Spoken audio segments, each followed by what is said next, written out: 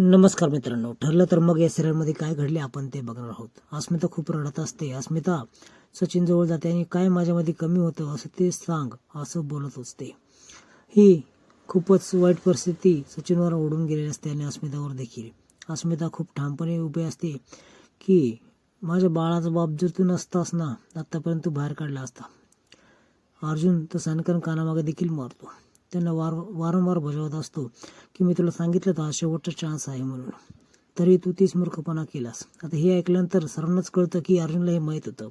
प्रताप विचारतो, हे तुला माहीत होतं? त्यावेळेस हो मला माहीत होतं. तो देखील मान खाली घालतो, पण मी त्याला एक चान्स दिला होता.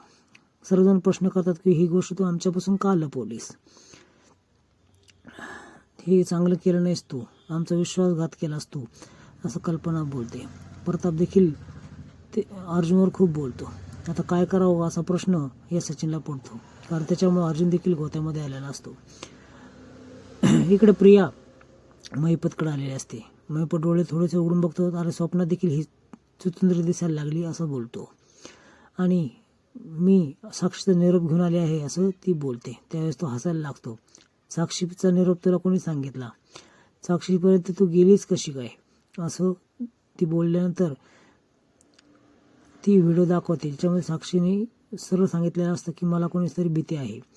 इकडे अस्मिता वारंवार रडत असते आणि अर्जुनवर दात खाल्ल्यानंतर आता अर्जुन सचिनला खूपच झापत असतो.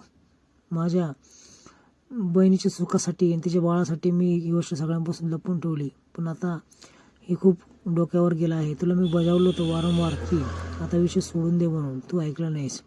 त्यावेळेस माझी फक्त कलिगच होते, त्यांनी तेच लावून धरलं. कॉलर धरले असताना मात्र पूर्णाजी त्या ठिकाणी येते आणि पूर्णाजी अस्मिता जवळ जाते. अस्मिताला जवळ करते आणि तिला धीर देते. तिच्या गाळ्यामध्येच अस्मिता पडते. बघ ना हे काय ओढवलं आहे. त्यावेळेस मी काही केलं नाही असं हा पुन्हा बोलतो. त्यावेळेस पूर्णाजी त्याला खूप झापून काढते. अस्मिता आणि सुभेदार यांचे नियम काय तुला माहीत नाही. सुभेदार प्रामाणिक आहेत आणि तू सुभेदार नाही हे सिद्ध करून दाखवलंस. कल्पना हे करताना लाज कशी वाटली नाही असं पुन्हा बोलते. इकडे व्हिडिओ पाहिल्यानंतर याच्यासंग डील करते की साक्षीला मी सुखात ठेवील, तुम्ही मला सुखात ठेवा. त्यावेळेस तुला काय पाहिजे असं महिपत बोलला असतो. त्यावेळेस महिपत बोलतो की तूच तन्वी आहे हे सिद्ध करायला मदत करायची, बरोबर ना? खूप चांगलं समजलात असं तन्वी इकडे बोलते. इकडे सचिन वर सगळेजण भडकत असतात. सचिन गुडघ्यावर बसून माफी मागतो, पण कोणीच ऐकायला तयार नसतं. प्रताप देखील बोललेला असतो की त्याला इथून घरातून काढून दिलं असं तर माझ्या मुलीचा बाप तू नसतात तर. सर्वजण त्याला चिडून निघून जातात. मात्र याच्या डोक्यात वेगळंच असतं. सगळे प्यादे फेल गेले, पण इथं तरी सुभेदारांनी मला जागा दिलीच. आता हे सर्व ही प्रिया ऐकते.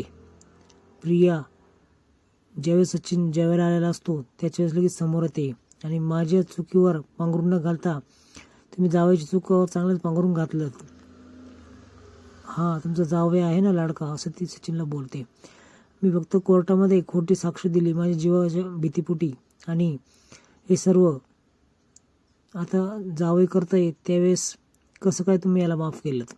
इकडं अर्जुन देखील पूर्णाजीपाशी येतो आणि माफी मागतो की मी चुकलो खरंच, पण सायली आणि अर्जुनमध्ये खूपच वाद वाढतात.